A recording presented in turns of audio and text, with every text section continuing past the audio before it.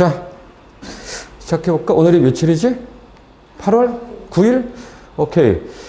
8월 9일 날 편입과 대입 기출, 기초, 논술 같이 하도록 하고, 요거는 이제 우리가 논술에서 가장 중요한 4가지 유형을 꼼꼼하게 볼 거야. 그래서 여러분들이 논술은 이제 글 쓴다는 거는 우리가 텍스트를 읽고 텍스트에 나와 있는 내용에서 핵심적인 내용을 뽑아서 요구 조건대로 쓰는 건데, 그 요구 조건이 논술은 딱 4가지가 있어. 4가지가. 근데 사실은 이게 우리가 어떠한 텍스트를 읽고 난 다음에 머릿속에서 내가 머릿속에서 어떠한 방식으로 텍스트를 이해하고 이해한 텍스트를 나의 언어로 쓰는데, 이게 만약에 마음대로 쓰세요 그러면은 사실 어떻게 써야 될지 모르잖아. 논술은 그런 규정이라는 게 있어. 이런 거지. 이게 논술이 아니라고 하더라도 우리는 어떤 식으로 학생들한테 텍스트를 이해할 거를 요구하냐면, 야, 일단 너 텍스트 이해할 수 있어? 즉 텍스트에서 가장 중요한 걸 뽑아봐. 이 요약이야. 우리가 어떤 책을 읽더라도 가장 중요한 게 뭐지? 이게 이제 쟁점을 도출하는 거야. 쟁점을 도출했으면은 우리가 논술 문제는 언제나 하나의 주제가 있죠. 예를 들어서 자,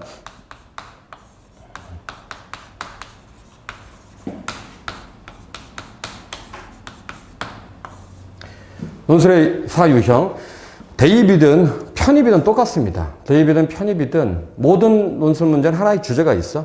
그러면 첫째, 당연하게 우리는 글을 읽을 때 주제를 도출해야 돼.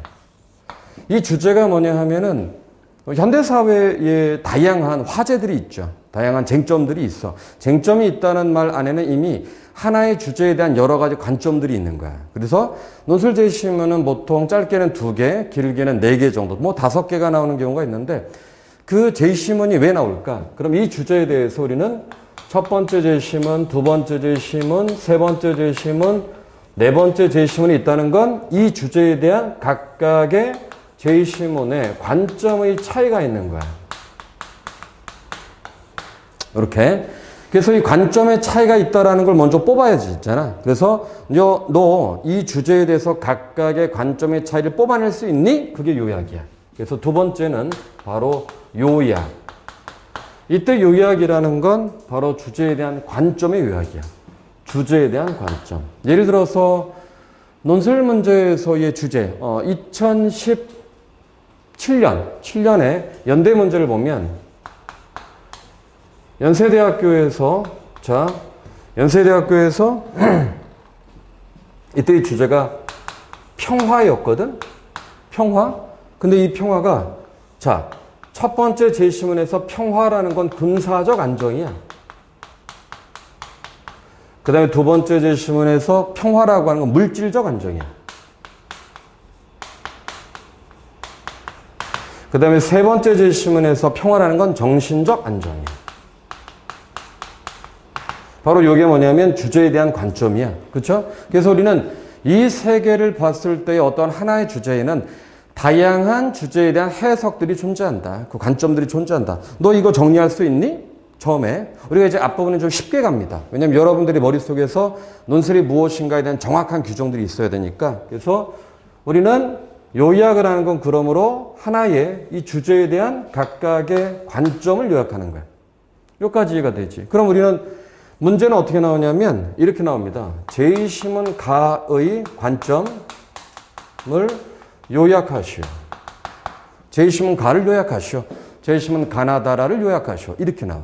이게 어느 문제냐면 이렇게 나오는 것이 이제 경희대학교, 그 다음에 성균관대학교 1번 문제가 보통 이렇게 나옵니다. 5개의 제시문, 4개의 제시문을 주고 주제에 대한 관점을 정리할 걸 요구해. 근데 여기 몇 자냐 하면 모든 논술 문제는 대략 500자가 나오거든. 500자면 제시문이 만약에 4개다.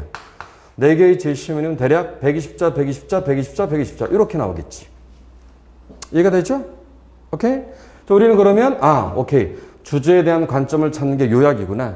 요약 문제. 예전에 고려대학교의 논술 문제는 이 요약이 500자로 하나의 제시문, 장문형 제시문을 독해할 걸 요구했어.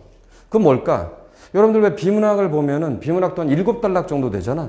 7단락 정도 되는 걸 500자로 요약한다고 생각해봐. 그럼 쟁점에 해당되는 것을 내가 뽑고 난 다음에 그대로 정리하는 것이 아니라 자신의 언어로 정리를 해줘야 돼. 그럼 우리가 뭐라고 하냐면 자기화된 글쓰기. 여기까지 이해가 되시죠? 그래서 대입이든 편입이든 논술은 다 똑같거든. 그래서 그러한 요구 조건에 맞게 내가 텍스트에서 핵심적인 개념을 뽑아낼 수 있는가. 뽑아냈다라는 건 그 텍스트의 의미를 이해할 수 있는가. 근데 논술 문제의 대부분의 텍스트는 인문 사회에 해당되는 주요 동양 고전이나 서양 고전, 현대 고전 이런 것들이 많아. 그래서 우리가 보자마자 좀 어려울 수 있어. 그래서 그것을 우리가 같이 텍스트를 보면서 그 문제의 의미가 무엇인가를 이해하고 쟁점이 무엇인가를 파악해서 내가 그걸 정리한다. 이게 어디에 도움이 될까? 여러분 비문학에 굉장히 도움이 돼요. 비문학이 특히 인문사회예술, 그죠? 과학하고 기술은 조금 어려울 거고, 왜냐하면 이 제2시문의 패턴이 좀 다르기 때문에. 근데 인문사회 예술은 매우 적절해. 그렇게. 자, 그리고 세 번째 논술 문제가 뭐냐면 추론인데, 야, 비가 너무 옵니다. 그죠? 다 우리의 잘못이야. 우리가 너무 많이 먹고, 그지? 너무 많이, 에너지를 사용하고. 진짜 이거 문제입니다. 왜냐면, 나야 뭐 이제 좀 있으면은 50, 60, 70, 앞으로 40년 정도. 근데 여러분들이 지금 20살, 뭐 19이잖아. 그 여러분이 40대 정도 됐을 때 갓댐 될 수 있어, 이거. 장난이 아닙니다, 지금. 그래서 절대 사용하면 안 되는 게 바로 얘인데, 일회용. 최악이야, 이거. 하면 안 되는데, 참. 개인이 뭐 할 수 있는 거는 별로 많지 않고 강력한 규제를 해야 되는데, 예를 들어서 일회용품에 뭐 이렇게 커피나 이런 걸 마시면은 뭐 징역 뭐 1년 이런 거. 이렇게 해주면 뭐 누가 먹겠어? 무조건 텀블러나 이런 걸로 해야 되지 않아? 어쨌든 징역을 갈 생각이 아니면 못 먹게. 이렇게 해줘야지. 어쨌든 정말 문제인데 저거는. 자, 그거는 뭐 여러분들이 나중에 좀 더 고민해야 될 부분이고, 추론은 두 가지가 있어. 논술 문제는. 첫째, 비교하세요. 요번에 요번에 6평의 비문학의 1번 문제가 가나 비교였죠. 비교였어. 논술 문제와 똑같아. 여러분들이 비문학에 보면은 사실적 이해.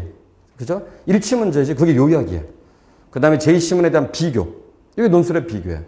그리고 비문학에서 또 문학에서 마찬가지지. 발문 밑에 보기를 주고 이 보기를 바탕으로 작품을 해석한 거 좀 적절한 거. 이게 해석이야. 그치? 그리고 비판도 있지. 하나의 관점에서 다른 하나의 관점. 혹은 뭐 하나의 관점에서 다른 하나의 관점 비판한 거 좀 적절한 거. 그래서 바로 비교, 그 다음에 해석. 둘 다 추론입니다. 추론이란 말은 뭐냐면 추리 논증이야. 추리 논증. 그치? 그래서 추리 논증이라는 건 텍스트를 보고 내가 쟁점을 이해하는 걸 넘어서 그것의 의미를 찾아줘야 되는데 그것이 텍스트와 텍스트 사이에 관점의 차이를 설명하는 거예요. 비교라는 것. 해석은 뭐야? 뭐 논술 문제에서의 해석은 보통 이렇게 나오지. 방금 전에 얘기했던 것처럼 어떠한 제시문을 가지고 문학 작품이나 도표를 설명할 걸 요구해. 그러니까 문학 작품은 우리가 문학은 보통 발문이 어떻게 나와 있습니까? 발문 밑에 선지를 보면 보통 두 개로 나누지. 앞쪽에는 작품. 그래서 우리가 선지를 보면 무엇을 통해서 시적 긴장감을 드러내고 있군. 앞에 게 문학 작품이지. 현상이야. 시적 긴장감이라는 게 개념이야. 이해되지? 뭔 말인지 알겠죠? 그러면 여기 당연히 우리가 해석을 한다는 건 문학 작품에 이게 의미가 뭐지? 도표의 의미가 뭐지? 그것을 찾아서 규정해 주는 거. 근데 내가 마음대로 찾는 게 아니라 기준이 있지. 제시문 나의 관점에서. 봐, 그러면 방금 전에 요약도 관점 요약이었지? 이 비교도 뭐의 비교냐면 관점 비교야. 이해가 되죠? 그 다음에 해석도 당연하게 관점을 통한 문학작품이나 도표에 대한 분석이야. 친입학 전형 같은, 여러분 같은 경우는 인문이든 사회든 도표가 많이 나오고 편입학 같은 경우는 사회계에서 도표가 많이 나와. 그러니까 여러분들은 도표에 대해서 좀 더 집중적으로 나중에 공부할 필요가 있고, 그래서 해석은 방금 전에 얘기했던 것처럼 여기는 문학작품이나 문학작품 아니면 자료에 대한 해석을 우리가 배우게 된다. 그죠? 이런 거고, 그 다음에 이제 네 번째가 비판입니다. 비판. 우리가 비판하면 무조건 깐다고 생각하는데 무조건 까는 건 아니고, 비판은 criticism이라는 건 criticism. 자, 이 criticize란 말의 어원은 크리티케, 그리스어로 크리티케. 크리티케라는 게 뭐냐면 특정한 대상의 의의와 한계. 이렇게 들어가. 한마디로 긍정적인 측면과 부정적인 측면을 설명할 수 있겠는가? 이렇게 들어가겠죠. 아니면 옹호와 반박 이렇게 들어갈 수가 있어. 옹호와 반박. 그렇죠? 그래서 우리가 앞부분에는 보통 뭘 할 거냐면 주제를 찾는 것과 요약, 그 다음에 비교까지. 여기가 이제 논술의 초급, 중급이라고 생각하면 돼. 근데 그럼 다 끝난 거 아니냐? 그 다음에 해석과 비판이 이제 고급. 이렇게 들어가면 돼. 근데 이 문제가 바뀌지 않습니다. 어느 대학, 뭐 연세대학교든 고려대학교든 서강대학교든 저기 뭐 경기대든 뭐 외대든 어디든 간에 이 문제가 그대로 나와. 그래서 논술 문제의 구성을 보면 보통 1500자에서 2000자, 1500자에서 2000자 정도가 나오고, 그 다음에 요 1500자에서 2000자 정도가 보통 문제에 따라서 1번 문제가 비교 하면 500자, 그 다음에 해석 역시 500자, 그 다음에 비판 역시 500자. 이렇게 500, 500, 500 이렇게 나와. 1500자. 시간은 1시간 반에서 2시간 정도. 연세대학교는 요거보다 좀 더 길죠. 2000자. 2000자, 연세대학교는. 근데 연세대학교 문제도 똑같아. 비교, 해석, 비판. 이 반복적으로 나온다. 이렇게 생각하면 돼. 알겠지? 그래서 우리가 지금 훈련하는 것은 바로 이런 주제부터 시작해서 주제를 찾는 것부터 비판하는 것까지. 이렇게 들어갑니다. Right? 오케이. 자, 그러면 텍스트 한번 펴보세요. 텍스트 가지고 우리가 한번 보자. 이 텍스트는 우리가 이제 논술 문제에서 주제 찾고 요약하고 비교하고 해석하고 비판하고 이렇게 스텝으로 쭉 디벨로핑이 되게 돼 있어. 점점점. 그래서 먼저 자, 여기에 나와 있는 내용을 한번 보면은 첫 번째 거 한번 봐. 페이지 25페이지 돼 있죠? 25페이지. 그지? 25페이지를 보시면 25페이지를 보면 어때? 주제가 뭡니까? 우리는 항상 텍스트를 볼 때 주제가 무엇인지를 파악하는 것이 굉장히 중요해. 논술에서는 특정 텍스트를 보고 저거 그대로 해줘야 돼. 주제 찾고 관점 찾고. 관점이 핵심이거든. 관점을 찾아야지만 이걸 요약을 하기도 하고, 관점을 찾아야지만 비교하기도 하고, 관점을 찾아야지만 문학작품이나 아니면 도표를 분석하기도 하고, 하나의 관점에서 다른 하나의 관점을 비판하기도 하고. 오고 텍스트. 비가 와서 늦었구나. 천천히 가세요. 오케이. 자, 올해가 사실 우리가 이 코로나 때문에 이제 대부분의 학생들이, 여러분도 그랬지만 나도 마찬가지였고, 2월 말에 대구에서 갑자기 코로나가 증폭했잖아요. 그러면서부터 모든 일상이 파괴됐어. 그렇지? 여러분들도 아마 고3 학생들은 2월 달에 그때가 방학 때였나? 그래서 학교를 안 갔을 때였지. 그죠? 그래서 3월 달이 되면서 개학을 못했고, 다 이제 비대면 수업이었잖아. 근데 왜 문제가 되냐면, 요번에 고3 같은 경우는, 자, 공부라고 하는 거는 내가 혼자 공부를 하는 것도 있지만, 다른 친구들이 공부하는 걸 보고 자기가 자극을 받아서 공부를 할 수밖에 없는데, 그런 상황이 안 되니까, 올해 고3들은 굉장히 힘들었을 거야. 최근에 상담을 해보면 엄마들이, 부모님들이, 아이, 우리 애가 공부를 못했어요. 당연히 못하죠. 이거 안 한 게 아니라 못할 수밖에 없는 거야. 그러니까 작년을 기준으로 봤을 때는 동일한, 지금이 이제 8월이니까 동일한 시기에 학력보다 지금 떨어질 수밖에 없었을 거야. 이해가 되시죠? 근데 시험이 여러분의 학력을 고려하진 않지. 예를 들어서 약간 쉽게 내면 어떤 문제가 되냐면 학습량이 많은 애들이 더 많은 성적을 얻게 될 수밖에 없어. 그래서 올해는 여러분들이 이제 8월이니까 지난 거는 잊어버리시고요. 잊어버리시고 8월, 9월, 10월, 11월, 12월 3일이 우리가 그 수능 시험이잖아. 그러면 8, 9, 10, 11월 달까지 나머지 4개월 동안 자기가 뭘 해야 될 것인가. 특히나 이번 주는 여러분에게 굉장히 중요한 게 유평 끝나고 지금 고3 같은 경우는 기말고사 끝나고 이제 집중을 할 때야. 근데 이때는 그냥 생각 없이 공부하면 안 되고 어떻게 해야 되냐면 내가 지금 국어라면 어떤 문제가 있을까? 어떤 부족한 부분이 있을까? 내가 영어는 지금 문법이 부족한가? 아니면 독해가 부족한가? 독해 중에서도 빈칸 추론이 부족한가? 그렇죠? 아니면은 듣기에는 장문 듣기가 부족한 건지. 듣기 같은 경우도 스크립을 봐야지 그냥 단순하게 리스닝을 하는 게 아니잖아. 그렇죠? 국어 같은 경우도 지금 고전문학이 부족한가? 현대문학이 부족한가? 현대문학이 부족하다고 시 해석이 부족한지 소설이 부족한지 특징들이 있잖아. 근데 그거를 뭉뚱그려서 그냥 아예 대충 아무거나 하자. 이렇게 되면 전략이 없는 거야. 이해가 되죠? 여러분들 운동을 하다 보면은 운동을 하면은 자기가 뭐 예를 들어서 뭐 3두가 부족하다, 2두가 부족하다, 아니면은 뭐 특정 뭐 승모근을 더 키워야겠다. 여러 가지가 있잖아. 근데 그런 계획 없이 그냥 헬스클럽에 매일 간다고 해서 몸이 커지는 건 아니거든. 여러분도 마찬가지야. 공부라고 하는 것은 정확하게 목적의식이 있어야 되죠. 왜? 수능 자체가 목적의식을 갖고 낸 문제잖아. 이해가 되지. 그래서 그런 부분에서 나머지 한 오늘이 일요일이니까 뭐 월요일, 화요일, 수요일 정도까지 자기가 여태까지 공부 중에 무엇이 부족한지 리마인드 하는 게 굉장히 중요해. 왜냐하면 선생님이 예전에 그 모 정신과에서 내가 그 뭐라고 했었냐면은 그 뭐죠? 그때 봉사활동을 나간 적이 있었어. 근데 보면은 정신병에서 낫는 방법이 뭔지 아십니까? 정신병에서 낫는 방법. 뭔지 알아 혹시? 자각이야, 자각. 아, 내가 이런 병에 걸렸구나를 자각하는 거야. 그렇죠? 그럼 여러분도 지금 공부할 때 이 공부를 내가 상승시키는 방법 뭘까? 아, 내가 이 부분이 부족하고 날 인식하는 거거든. 이해가 되죠? 그 당연히 논술도 마찬가지야. 논술할 때도 내가 지금 우리가 지금 방금 전에 얘기했던 논술은 주제를 찾는다는 게 뭘까?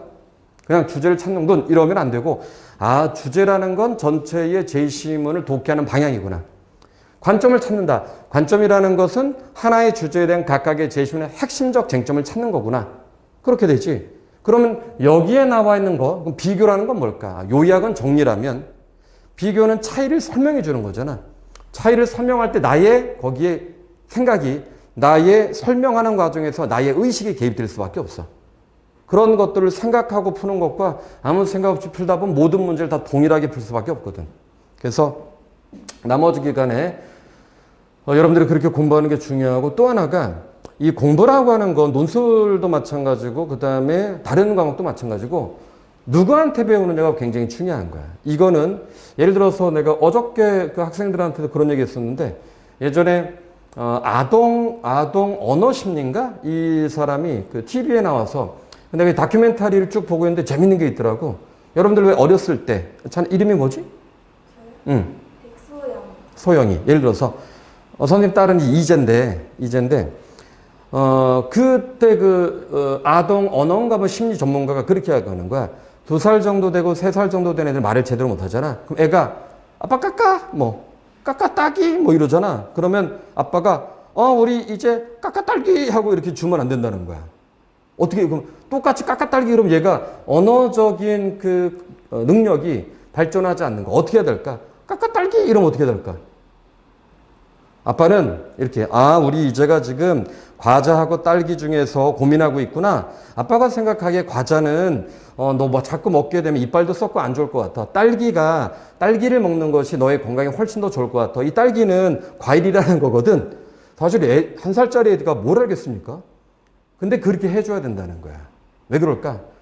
아이들은 어렸을 때 엄마하고 아빠가 하는 대화의 그 형식, 그런 형식 자체는 인지하고 있는 거야. 그래서 애들이 말을 들을 때에 저런 정도의 언어의 호흡이라는 걸 이해하게 됐을 때 얘들이 성장해 나가면서 자기 머릿속에 들어오는 인지력이라는 게 훨씬 더 증폭된다는 거야. 그러니까 애라고 해서 까까딸기 같이 이러면 안 된다는 거야. 이해됨? 근데 지금 여러분도 똑같은 거야. 내가 여러분을 가르칠 때 여러분한테 요약! 이렇게 애들아 비교! 뭐 이렇게 하면 그게 아니라 애들아 요약은 이런 거야. 약간 여러분이 듣기 어려울 수 있어도 요약은 이걸 의미하고 그 다음에 비교는 이런 걸 의미해. 우리가 비교할 때 가장 중요한 건 이런 거야. 그러면 그게 왜 중요하냐면 그러한 어휘가 흘러가는 과정과 문장의 의미 단락들이 내 의식에 들어오면서 그런 것들이 나의 의식을 조금씩 깨줘야 되거든. 수업은 약간 어려워야 되는 거야. 여러분들 가장 안 좋은 수업이 뭔지 아세요? 그게 어떤 과목이든 간에 들으면서 오케이 저 사람 잘 가르치네. 이거 어떻게 알아 그걸? 내가 아는 정도의 수준을 반복적으로 들으면 사람 의식은 발전하지 않아. 약간 어렵게. 그렇다고 너무 어려워도 안 되지. 너무 어려우면 아예 못 알아들으니까. 그래서 수업은 여러분들에게 지금은 이제 앞부분이니까 좀 쉽게, 그러나 점점 수업의 레벨은 올라간다. 그래서 여러분에게 항상 약간 어렵네? 라는 느낌이 들 수 있게끔 그런 것들이 중요해. 다른 과목도 마찬가지예요. 특히 요즘은 이제 학생들이 비문학 때문에 고민들이 많잖아. 비문학 수업에서 좋은 수업이 뭘까? 이거의 답은 이거야. 이런 건 좋은 수업이 아니야. 비문학은 수업을 통해서 이것이 답이 되는 이유보다도 답이 되지 않는 이유를 논리적으로 설명해 주는 강의가 좋은 강의거든. 내가 답을 지금 맞춘 게 의미가 없죠. 왜냐하면 이게 그대로 나오지 않으니까. 그리고 비문학을 보통 여러분 많은 강사들이 비문학을 가르치는데 문학은 전공자가 있죠. 비문학은 전공자가 없어. 그래서 보통 비문학 가르치는 사람들이 현강이든 인강이든 꽤 많이 하는 얘기가 논술을 들어라라고 얘기하거든. 선생님 올해가 논술이 내가 18년이니까. 그러면 논술 강사들이 봤을 때 비문학 강사들이 하는 얘기들 중에 뭐 그냥 읽고 그냥 푼다라든가, 아니면 뭐 거시독해 미시독해라든가, 아니면 구조독해라든가, 이거는 네이밍이야, 네이밍. 그건 하나도 중요하지 않죠. 중요한 건 뭐야?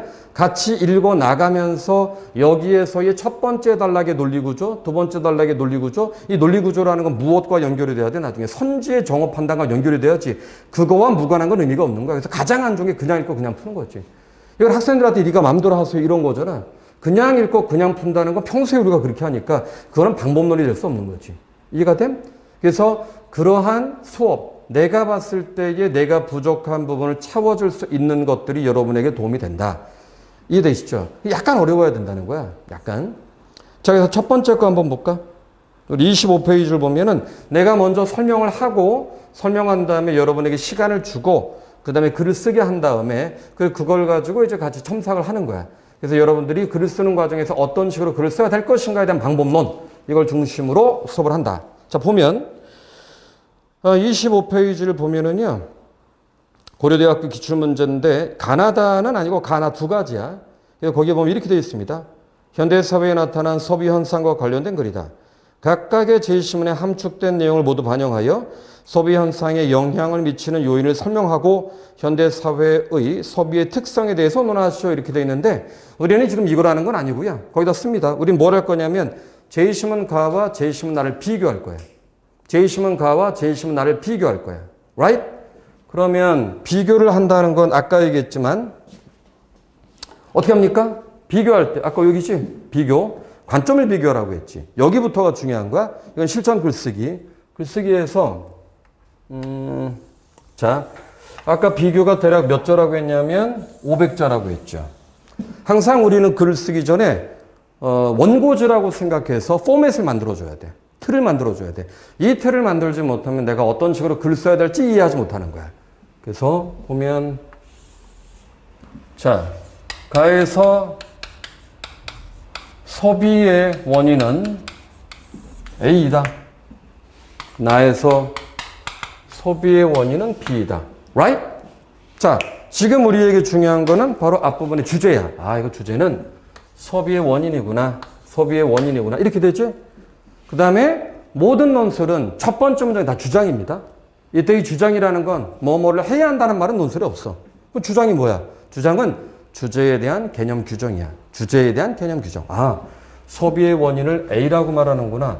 소비의 원인을 B라고 말하는구나. 요게 관점이야. 관점. 그럼 소비의 원인은 A다라고 찾는다면 우리가 제시문 가는 짧죠? 원래 이거보다 좀 길게 나오지. 그러면 소비의 원인이 A라고 말하는 순간 이 제시문을 읽을 때 뭐가 돼? 선택과 배제가 돼. 오케이? 즉 주제와 관점에 해당되는 내용은 선택이 되고 나머지는 배제가 된다. 논술 문제에서는 굉장히 중요한 게 제시문 전체가 하나의 주제에 완벽하게 정합적으로 나오진 않거든. 그러니까 핵심적인 내용이 있고 세컨더리한 내용이 있어. 그럼 세컨더리한 내용이 빼줘야 되는 거야. 이해되지? 그럼 우리가 자, 그래서 이제 제시문 가를 보고 핵심적인 쟁점이 뭘까? 소비의 원인은 뭘까? 이걸 찾아야 돼. 오케이? 자, 그러면 결론부터 얘기하면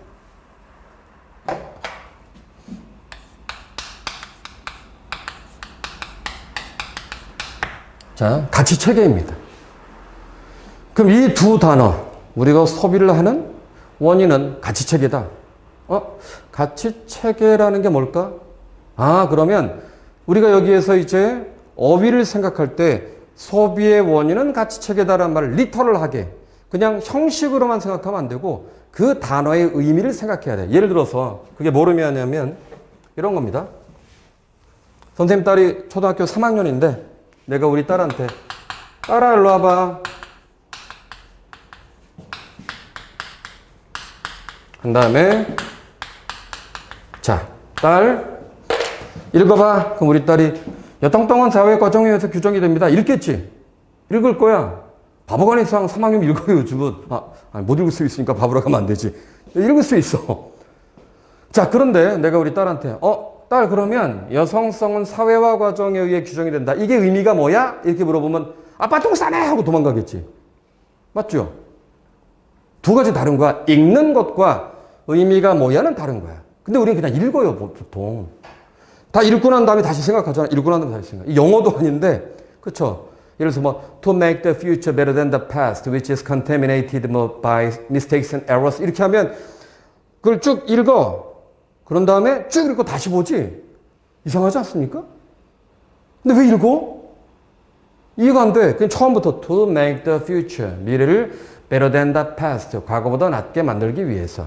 뭐 그 과거라는 past, 과거라는 거 which is contaminated by mistakes and errors, 뭐 잘못과 실수로 이루어진 그런 과거보다 낫게 만들기 위해서 뭐 이렇게 들어가잖아. 근데 읽으면서 만들다, 미래를 과거보다 낫게. 근데 그 과거라는 것은 실수와 잘못. 이렇게 여러분도 배웠다시피 직독직해 하는 것처럼 여기도 여성성은 뉘앙스가 어때? 뉘앙스가. 여성성은 사회화 과정에 의해 규정이 된다. 이 말은 네거티브한 뉘앙스가 있는 거야. 여성성이 갖고 있는 수동성, 여성의 의존성 이런 걸 얘기해. 그래서 사회화 과정 잘 봐. 그럼 여자가 그렇게 되는 이유는 사회화 과정이니까 사회화 과정이라는 단어도 네거티브하겠지. 아마도 저거는 남성 중심주의적 사고. 그쵸? 여성에 대한 차별적 인식 여기 들어가야 되는 거야. 그게 뭐야? 그게 추론이에요. 이해됨? 근데 그런 거 없이 아까처럼 내가 아까 서영한테 서영아 읽어봐. 여성성은 사회에 오 좋아. 서영아 의미가 뭐지? 아저씨 똥 싸네! 이러면 안 되는 거잖아.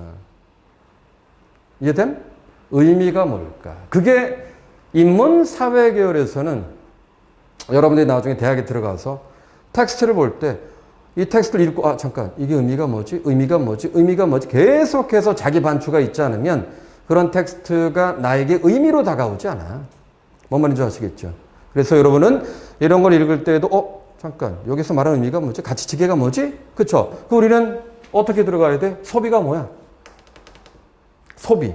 소비라는 거를 구체적으로 물건을 사는 거죠. 근데 물건을 사는 게 저 의미는 뭐야? 물건을 사는 게 단순하게 물건을 사는 건 아니야. 이런 말이야. 맞죠? 여러분들 물건 살 때, 그치? 예를 들어서 내가 여러분한테 애들아 축하해. 너희들 자식들 다 붙었구나. 뭐 연대 붙고 야 장난 아니네. 잠깐 내가 너희들을 위해서 선물을 줄 텐데 자 여기 BMW 7 시리즈하고 T코가 있어. T코 옛날에 그 T코라는 차가 있었는데 휘발유 냄새만 맡으면 간다는 차였어. 한국에 가는 차. 그럼 내가 T코하고 BMW 7 시리즈 뭐 아무거나 선택해. 그럼 여러분이 어차피 차는 더 가는 건데요. 뭐 하고 T코를 선택하지 않지. 선생님 인생에서 가장 중요한 가오 후카시보대 아닙니까? 7 시리즈. 그 지금 말한 가오 후카시보대라는 게 사회적인 규정이거든. 우리가 물건을 살 때 뭐 시계를 사든 여러분 옷도 마찬가지고 옷을 이왕이면은 가오 있는 거. 그죠? 그런 거 사지 않습니까? 근데 여기 중요한 그걸 왜 살까요? 그게 그래서 소비라는 거 안에는 그러므로 소비는 단순하게 특정한 제품의 기능을 사는 게 아니구나. 뭘 삽니까? 방금 전에 얘기했던 것도 사회적 가치인데 그럼 사회적 가치는 뭘까? 이렇게 들어가야지. 이게 바로 아마도 이 안에는 특정한 사회가 지향하는 욕망과 그렇죠? 그 제품 자체에는 아마도 우리가 추구하는 특정한 이미지가 있지 않을까.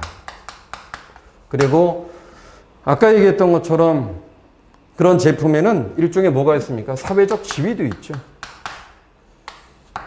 그렇죠? 이제 학생들을 상담하다가 예를 들어서 병천이는 어디 사니? 그럼 저는 청담동이요. 약간 가오 있겠다. 그럼 병천이는 어디 사니? 그럼 특정 동네를 얘기하면 안 되니까 뭐 갓댐 동네요. 이러진 않잖아. 근데 이거 뭐냐면 내가 사는 동네도 나를 규정하는 거야. 내가 사는 동네도 나를 규정하는 거야. 천박한 겁니다, 사실은. 천박한 거죠. 그렇죠?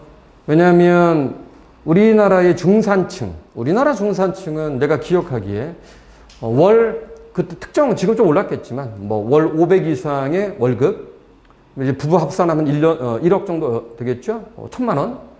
그리고 집은 30평, 인서울에 30평. 그리고 자기가 현금으로 1억인가 몇 억이 있어야 돼. 이게 중산층이다. 근데 프랑스나 이제 미국에서의 중산층은, 외국어를 하나를 플루언트하게 할 수 있어야 되고, 특정한 시사에 대해서 3시간 이상, 악기를 하나 다룰 수 있어야 되고, 이런 거야. 아예 다르죠. 그러니까 여러분한테 어렸을 때, 애들아, 너희들 중산층이 된다는 건 빡세게 일해서 월 1,000원 땡겨야 되는 거야. 알았지? 집 30평 가자! 이렇게, 저렇게 살아야지. 그거 봐. 제2의 국어도 배우고, 내가 특정한 악기도 다루고, 사람들과 시사적인 걸 토론하고, 전혀 지향하는 게 다른 거야. 맞죠? 그게 바로 가치체계가 다른 거야. 이해됨? 그래서 소비라는 건 그런 의미에서 특정 사회가 우리에게 요구하는 가치. 오케이? 그 여기에 보면 바로 그게 뭐냐? 이렇게 봐야 되지. 방금 전에 설명한 게 여기 있어야 되니까. 볼까? 소비는 형식적 규칙 밑줄. 소비는 특정한 형식이 있다는 거야. 사회적 형식이 있다는 거야. 사회에서 요구하는 일종의 의식적 기제. 그러니까 의식의 구조가 있다는 거. 의식의 구조. 그리고 개인 수준의 욕구와 무질서에 맡겨 있는 것처럼 보이지만 아노미적인 것으로 여겨졌다. 사람들이 소비를 왜 할까? 잘 몰랐다는 거야. 근데 여기 보면 그러나 소비는 일반적으로 생각하는 것처럼 불확정적이거나 주변적인 게 아니야. 적극적이고 집단적이다. 밑줄 치세요. 이 말은 뭘까요? 우리는 소비를 통해서 자신의 정체성, 나의 소속 집단과 내가 지향하는 준거 집단을 드러내는 거죠. 그래서 이걸 뭐라고 하냐면 우리가 그런 소비를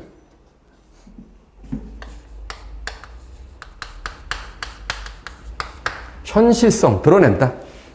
현시적 소비라고 해. 그래서 이거를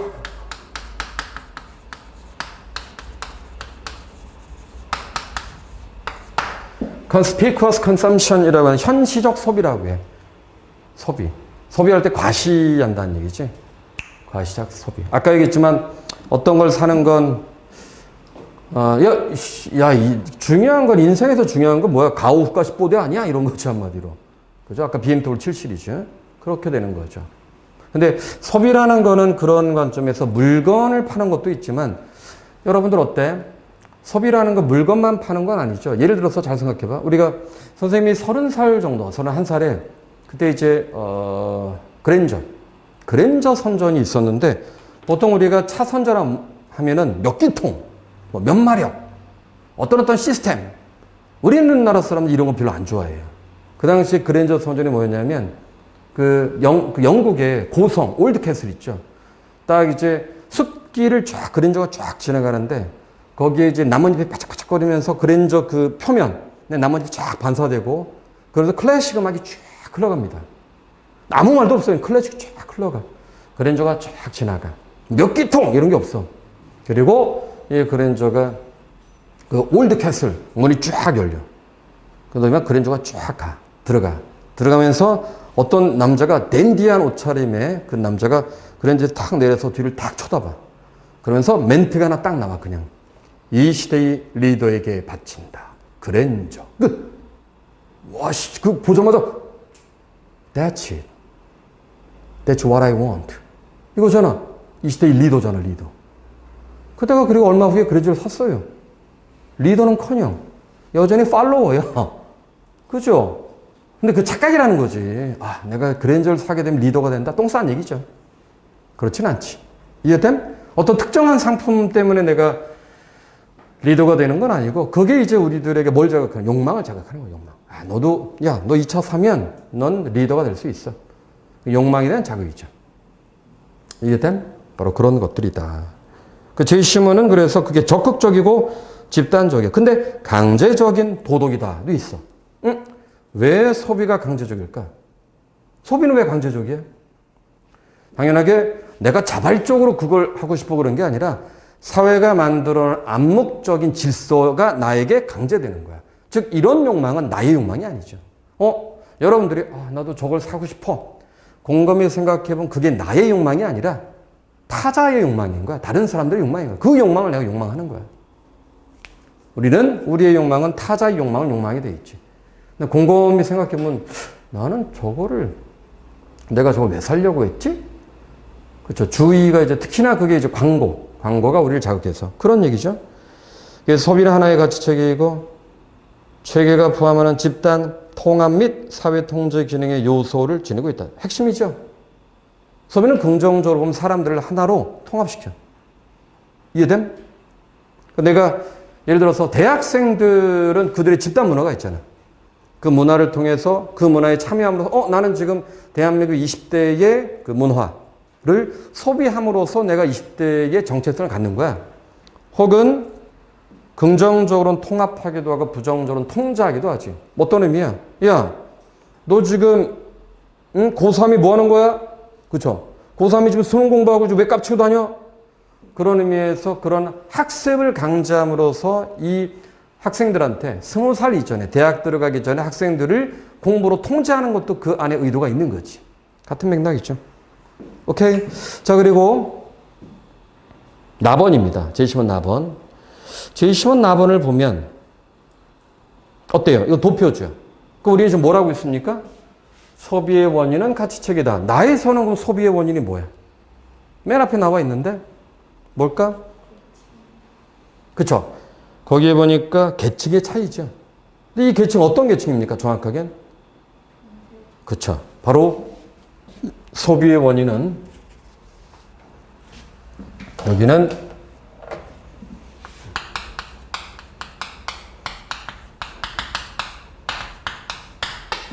경제적 계층.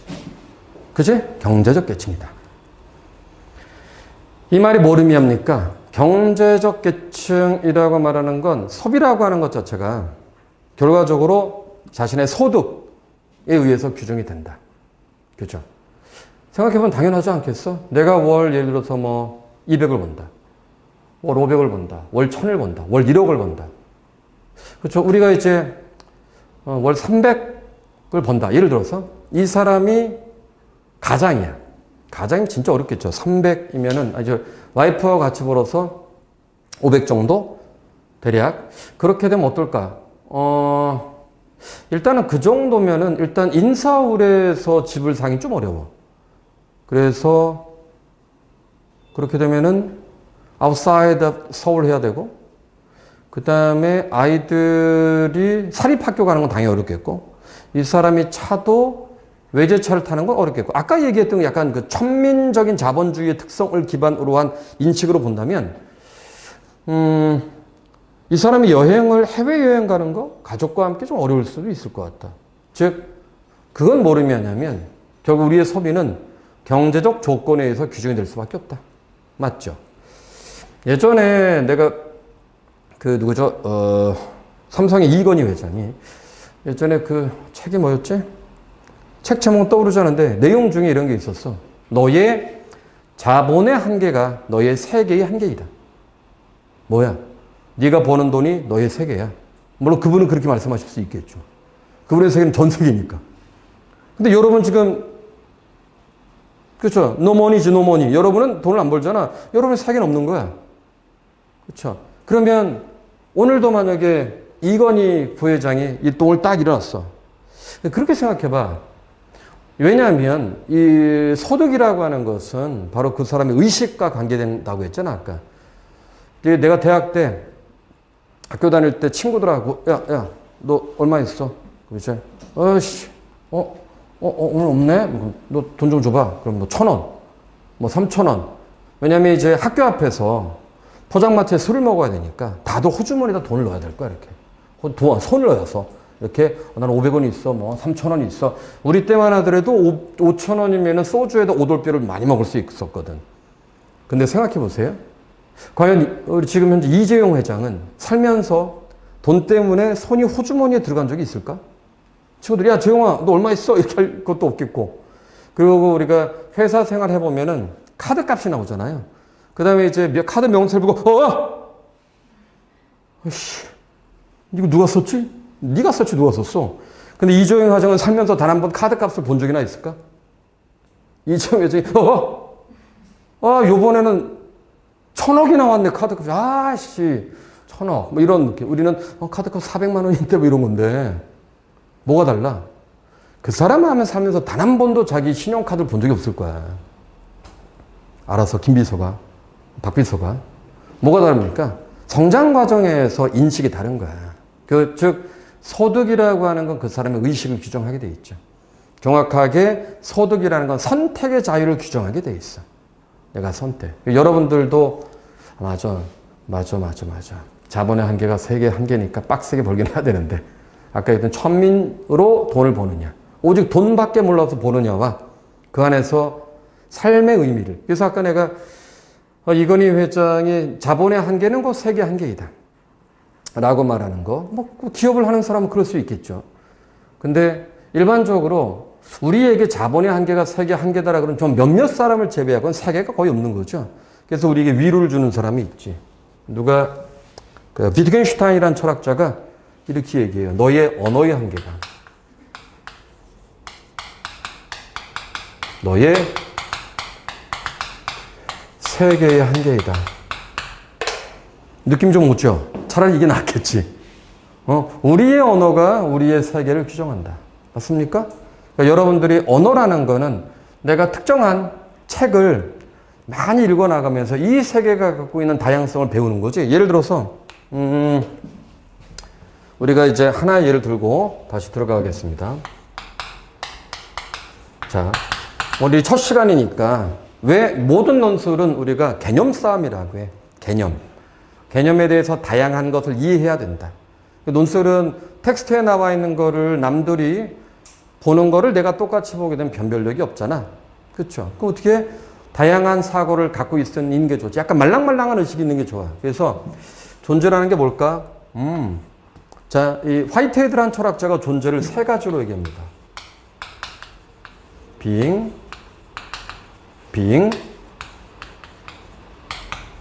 becoming.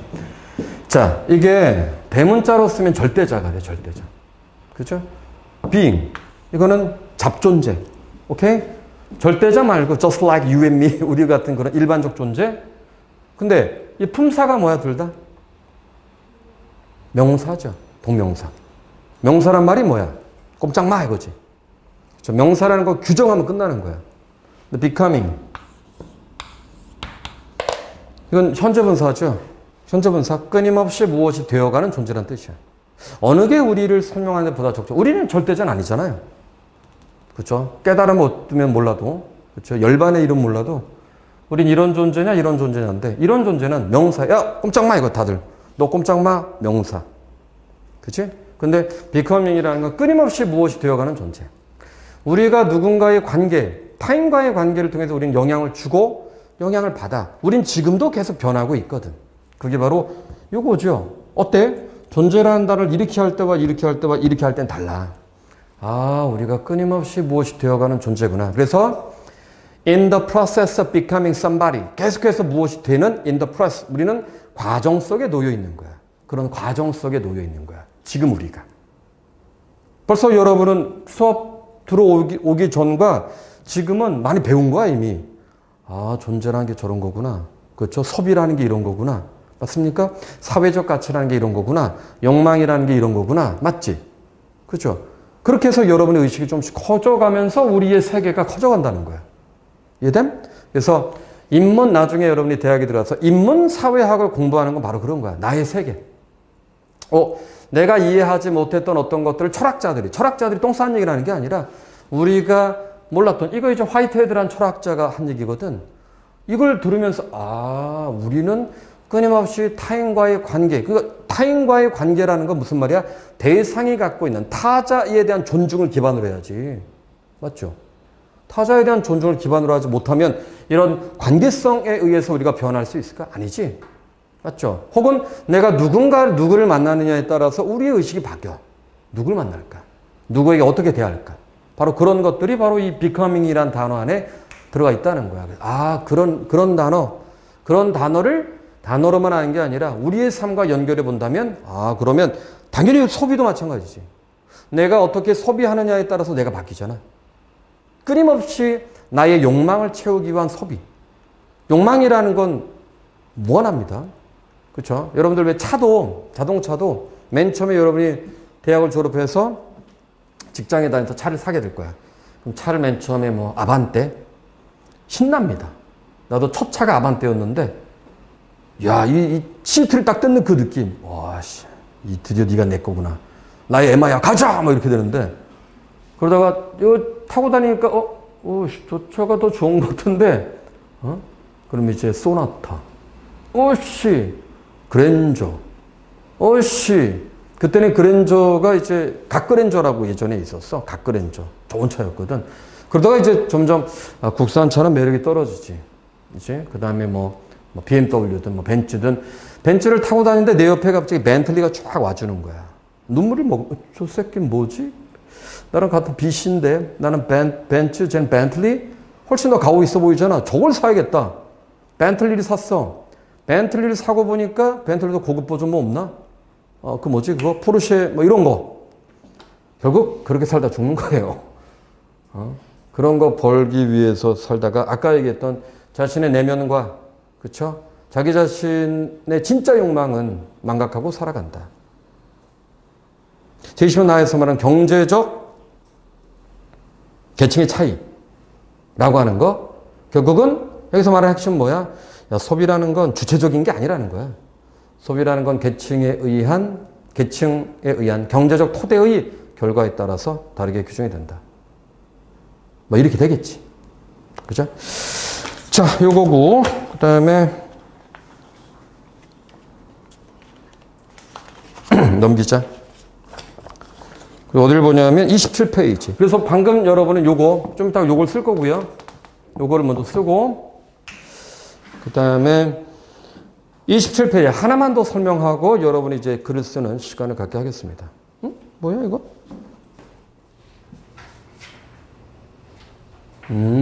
아니구나. 오케이. 거기 보면 자, 제20은 나가 쭉 나와 있습니다. 거기서 쓰세요. 주제어가 이건 여성성이야. 여성성. 그래서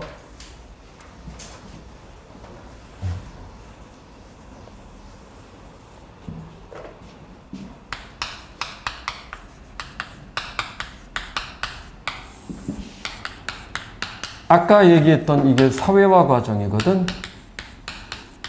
이렇게 우리는 여성성이 사회화 과정에 의해서 규정된다는 게 뭘까?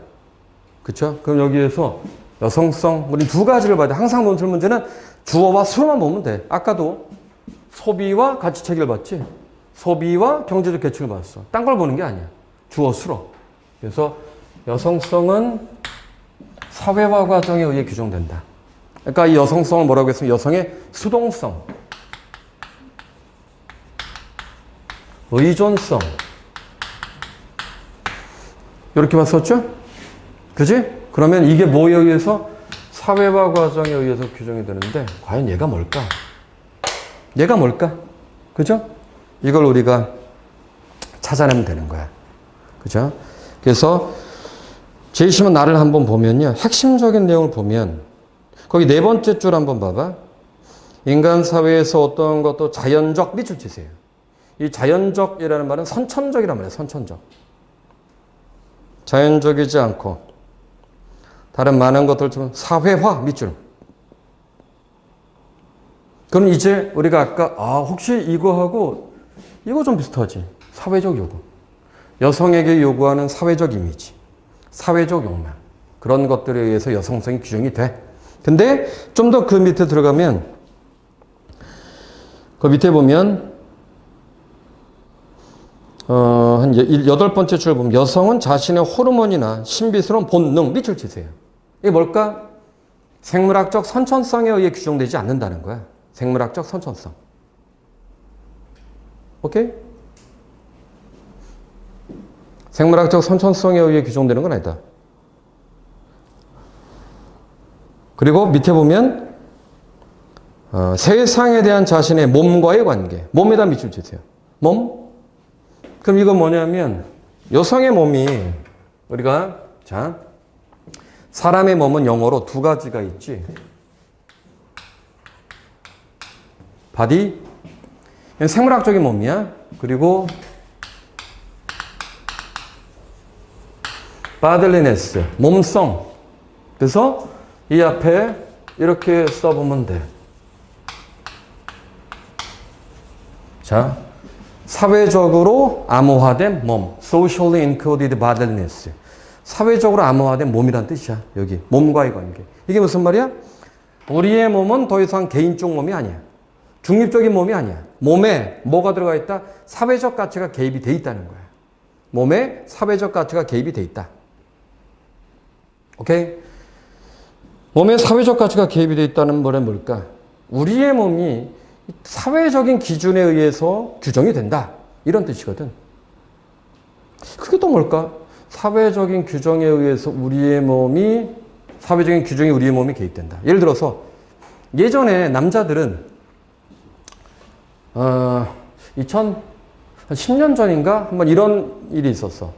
그 TV 토론 같은 데에서 특정 대학 여자가 뭐라고 했냐면 남자는 180이 넘으면은 위너다. 180이 안 되면 루저다. 그래서 루저 논쟁이 있었어요. 그럼 키가 그렇죠? 키라는 것을 통해서 인간의 가치를 규정한다는 거지. 맞지? 요즘은 거기에 키도 그렇지만 요즘은 또 남자들이 요구되는 게 뭐냐면 복근. 식스팩이 있어야 된다. 물론 나는 확실한 원팩이거든, 원팩. 딱. 확실한 원팩. 근데 남자는 그래도 2개밖에 없지. 그죠? 근데 여성들의 몸에 강제되는 기준이 너무 많은 거야. 왜 그래? 내가 지금 뭐라고 해서 강제되는 기준. 그렇죠. 남자는 키가 얼마가 돼야 되고 뭐 식스팩이 있어야 되고 여자는 몸매가 어쩌고 저쩌고 이렇게 들어가잖아. 그건 뭐야? 야, 내 몸이 내 건데 왜 사회가 우리들에게 그걸 강제하는 거야. 그런 의미에서 여성성은 사회화 과정에 의해서 규정이 된다는 거야. 이해됨? 이건 일종의 여성에게 뭘로 접근되는 겁니까? 차별. 차별의 논리라는 얘기예요. 차별. 여성의 차별의 논리다. 이해됨? Right? 자, 그래서 지금 오늘은 내가 설명을 좀 많이 하는 거야. 본래는 딱 요거와 요거, 그 다음에 요거에 해당되는 것만 하는데 지금 다른 설명 많이 하는 건 브레인스토밍 때문에 그래. 텍스트를 보고 난 다음에 이건 이런 의미고 이거는 이런 의미고 넘어서 혹시 이건 이런 의미가 되지 않을까? 여러분들이 항상 왜 이렇게 설명하냐면 수능에 익숙해진 친구들은 본문에 핵심적 쟁점 가져와야지 하고 끝나. 이게 의미가 뭐지? 그럼 고민하지 않아. 논술은 오늘은 좀 과도하게 내가 설명하는 건데 왜냐하면 논술은 텍스트를 보고 의미가 뭐지? 계속 의미가 뭐지? 의미가 뭐지? 이렇게 들어가야 되거든. 그렇게 들어가지 않으면 본문을 그냥 갖다 베끼게 돼 있어. 그래서 그런 의미에서 여러 가지의 추론, 텍스트를 보고 의미는 이런 거야 라는 걸 우리가 뽑아내야 된다 라는 걸 설명하기 위해서 이런 내용을 얘기한 거야. 이해됨? 아시겠죠? 그래서 지금이 한 10분 정도 쉬고 2시 반부터 2시 40분부터 3시 40분 정도까지 쓰고 오늘은 쓴 걸 가지고 바로 첨삭을 할 겁니다. 이해됨? 왜냐하면은 여러분들이 지난 시간에 없었으니까 오늘이 처음이니까 쓴 걸 가지고 앞부분에 첨삭을 하고 그리고 난 다음에 어떤 식으로 써야 될지에 대해서 다시 한번 그 교정을 하고 그걸 이제 과제로 해서 다음 시간부터 이제 들어갈 텐데 아까 얘기했지만 요게 이제 다음 시간부터 들어간 내용인데 과제는 좀 이따가 다시 설명해 주겠습니다. 알겠죠? 오케이?